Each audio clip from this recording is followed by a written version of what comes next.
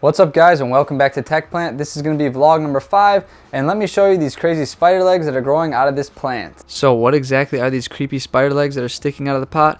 Well, they're actually the rhizomes, and they belong to this plant, the rabbit's foot fern. And this is a really special fern that has a really unique look to it, as you can see in this video, and that is exactly why I actually picked up this plant. The unique legs or rhizomes that kind of come out of this fern are just a really cool, like, eye-catching thing, and I already really like ferns and just kind of like the way they look, and then having this really cool unique attribute to it really just made me want to buy one of these.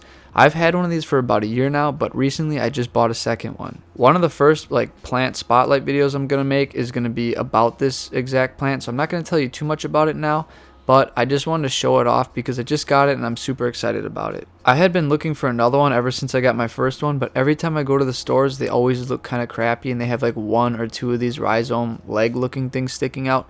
But I finally came across one at Lowe's and it had just a ton of them. I think there was a total of like 7 to 8 of them, and they're already longer than the one that I already had for about a year, so I was super excited to pick this up. This plant is super cool, and I think you guys, as long as you're not creeped out by it, should definitely pick one up. It's a very unique plant to have, and it's just really cool to watch how the legs grow. Another super interesting thing about this plant is it does come from, I guess, a company called Costa or Costa farms, and it has this rope insert, this like wicking thing, and at the store it actually sits above like a reservoir of water, and the rope just wicks water up into the pot, keeping it perfectly watered. I think if other stores implemented this, they would have a much better like selection, but I was actually blown away by how nice the plants looked at Lowe's. So if you have one in your area, I would definitely check it out, and I was surprised by the plants they had. I'm sure some of you have seen my Pile peperamids video on how to propagate them, and you know that I have this plant. And also you should know that these things are a curse. I mean, these things are growing like crazy. I actually had to move my hydroponics rig into the grow box because I ran out of room for all these babies. I mean, look how many are actually here. However, it was kind of a good thing because I did notice that there wasn't a perfect balance on this channel about farming and vegetable stuff as opposed to houseplant stuff. So I'm going to try and keep a 50-50 mix. So I moved all the houseplant stuff in one spot, and I'm going to grow all the vegetables in another spot.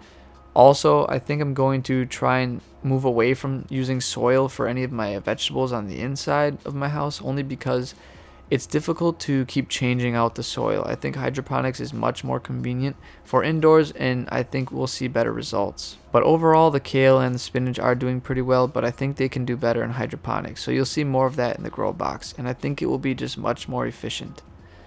As far as the tomatoes are going, they're growing like crazy. They're hitting the top of the grow box. I'm getting a lot of tomatoes, but they're not turning red yet. I'm not sure when to expect that, but overall, I think they're doing pretty well.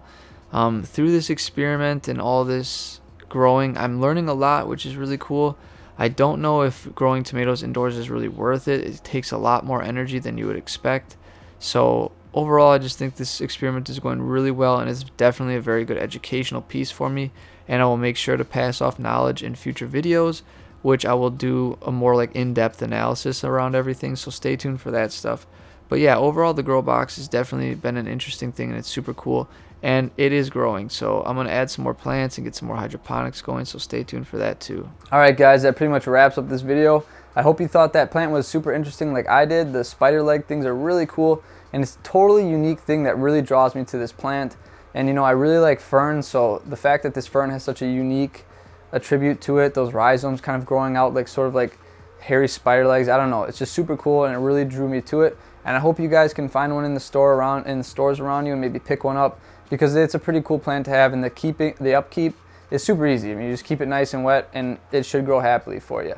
But anyways, I hope you guys also like kind of what I'm doing with the channel, where the farming focus is going to be over there, and then I'll still have a good focus on houseplant stuff because I want to keep a good balance, so in case you guys are interested in one or the other, you don't kind of get left out as I focus on one or the other. So I'll try and keep it mixed so that way everyone's happy.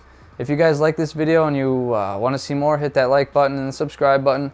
And as always, may your plants grow strong and healthy. I'll see you next time.